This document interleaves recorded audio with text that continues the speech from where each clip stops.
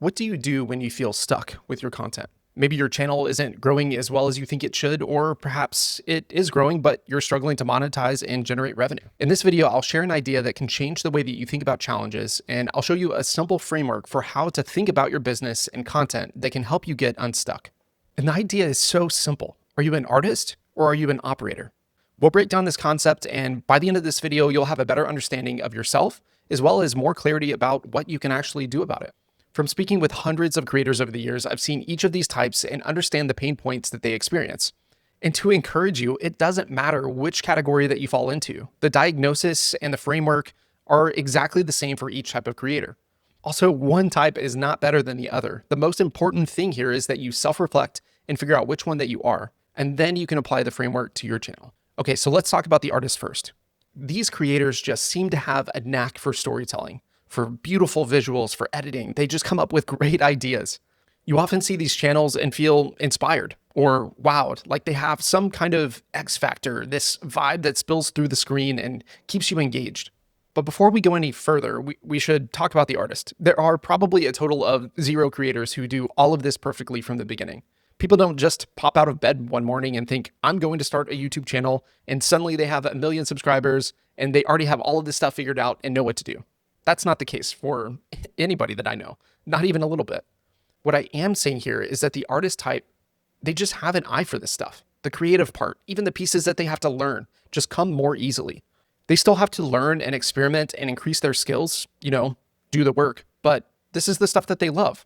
The learning comes more easily to them because they are actively engaged in the creative process. Artists are dreamers, and anything less than perfect work feels like failure. So that's the artist. The second type of creator is what I call the operator. These creators typically have an idea for content and they feel like the information or the packaging of the content could be done better. Operator creators typically find it easier to figure out how to tie in products or brand deals. They can figure out efficient processes in order to be able to, maintain upload schedules. They get really nerdy about analytics and they spread their revenue sources in all kinds of different areas. For these creators, the process is more important than the product itself. Good enough is better than spending extra hours on a 5% improvement. Operator creators are typically comfortable publishing, even knowing that it isn't perfect. They're typically very organized people and pragmatic about the administrative work in their business. And if you begin to pay attention to this concept, I'm sure that you'll start to notice trends with the creators that you pay attention to. You might even begin to make some guesses about which type creators are. But that can be deceiving, which we'll get into here in a moment. So how do you know which type of creator you are, and what does this mean for your channel? But before we answer this question, if you enjoy this video so far, I would appreciate a like. And if you'd like to see more content about money and the business of content creation, consider subscribing to the channel. Now, to figure out whether you're an artist type or an operator type, I want you to think back to a time when you were so engaged in something that you felt like you could do it for hours, where it almost felt effortless, even if you had to place an immense amount of attention to it. I'm sure that we've all watched people paint or draw or edit or code, and it's like the work just flows from their brains. And so I encourage you to do an exercise with me. Feel free to pause this video because this is probably the most important exercise that you can do to really figure out what type of creator you are. Really think back and figure out what you were doing in those moments that you just felt like you were in the zone. When you figure out the times that you felt this way, this is a signal to you. This experience is often called the flow state, which was developed by a psychologist named Mihaly Csikszentmihalyi. If you haven't heard of flow state before, it's the mental state where your skill level and the challenge in front of you line up so well that your attention locks in and everything else just seems to fade away. For most people, this is when we feel happiest and fulfilled in what we're doing. Effort feels smooth. Even if it's difficult, time just seems to kind of fade away. And flow state can come from different activities for different people. For some people, it's more traditional creative work, like drawing or filmmaking or designing thumbnails in this case. For others, it may be Excel spreadsheets and coding an app or creating process. So when you're thinking back to the times that you felt this way, what were you doing? Take note of those things because it's likely an indicator as to which type of creator you are. Now, if you get this experience of a flow state while you're creating something like drawing or designing or script writing or storytelling, that could be an indication that you are the artist type. Alternatively, if you experience the flow state while you're doing more analytical tasks, like looking over channel analytics and trying to dive in and find trends with different videos and thumbnails and titles, or if you love just nerding out over a spreadsheet, or if you are an engineer type and you like to code things, If you're feeling the flow state in those cases, that could be an indication that you are the operator type. Again, it doesn't matter which type you are, there are going to be things that we all struggle with. Some people, no matter how hard they try, really struggle creating thumbnails. And by some people, I mean me, because it's so hard. I have watched countless videos, and while I have an understanding of the concepts and aesthetics and what really pulls people into a video, I really struggle to create it on my own. I've tried. On the other hand, things like math and numbers and process all come really easily to me. I'm really good at doing math in my head, and I'm good at planning for different scenarios. And for other people, they would rather have shards of glass in their eyes or shower with a bear than do those things. That's a psych reference for those of you who may not know. And for other people, that sounds like the most excruciating use of their time. Who wants to spend time in Excel? Me. Okay, so let's recap everything that we've talked about so far. We've talked about artists versus operators. We've talked about flow state. Hopefully you've paused the video and come up with a few examples and times in your life that you felt like you were in that flow state. So here's what you actually do about it as it relates to your channel. Once you know what type of creator you are, either an artist or an operator, you can then determine the best and worst uses of your time, money, and energy. And as your channel grows, you can very clearly understand the highest use of money and time in order to overcome the inherent weaknesses that we all have. And while one type is not better than the other, my observation and opinion is that the artist type has an easier time growing their channel, but a harder time generating revenue from the content and managing the business. Operators might grow more slowly, but they often generate higher revenue earlier on. So as your channel grows, you need people around you to supplement your own talents and skills so that you get the best of both. The largest channels in the world have people around them that they surround themselves with who are really good at both. I'm not talking one person here. If you're an artist type, you want operators helping you. You may want to consider outsourcing or getting help with things like business operations. This could be something like a COO or Chief Operating Officer for corporate jargon. It could be a producer or another role that works on operations, production, and the management of the business itself. If you're struggling with monetization and figuring out how to actually generate revenue from your channel, then perhaps consider hiring a good talent manager or even an in-house team member or consultant, or someone to help with creating other revenue generating sources like a website, a community membership, affiliate networks, or physical products even. Speaking of, if you'd like to learn more about hiring talent managers, I created another video on that topic, which I'll put a card up here on the ceiling somewhere. Another example of an operator would be someone to help with connecting the dots between what the audience actually wants and what you're actually producing, because they're often not the same thing. Artists often get caught up in what they want to produce versus what the audience wants to consume. And that's totally fine if your content is just about the art. But for those of you who want to build sustainable revenue generating businesses from your content, then the audience's desires should shape what content is created. This is not a topic that we're going to cover in this video. There are dozens of other excellent creators who can show you how to do that, but just wanted to use that as an example. Another example of something that you might want to consider outsourcing are things like administrative and finance.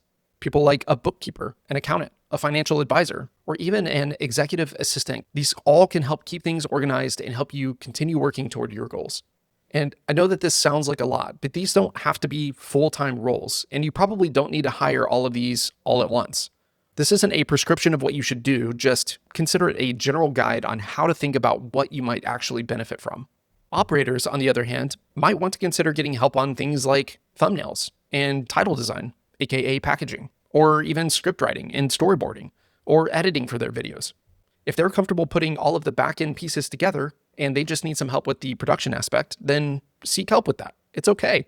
But before you blast me with a comment, Rustin, I can't afford to outsource this stuff. That's fine. If you're not in the financial position to do so, you can still use the same framework to determine where you should be spending your time learning. Now, one caveat that I feel I should mention here is that just because you're not currently great at a skill does not mean that you should just immediately go outsource it. For example, I've tried for years to become more creative with design work.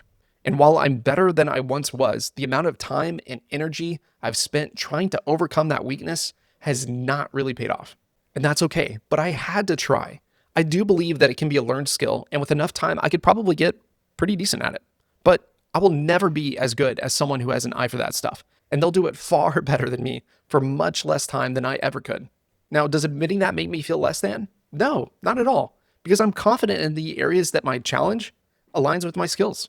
I know what puts me into a flow state and the things that I just continually bang my head against a wall. And it's only when I've spent a lot of time trying to learn new skills and trying to improve my own weaknesses that I've come to realize what I am and am not really good at. I'm generally of the opinion that creators should try to increase their base skills in each of these areas as much as they can.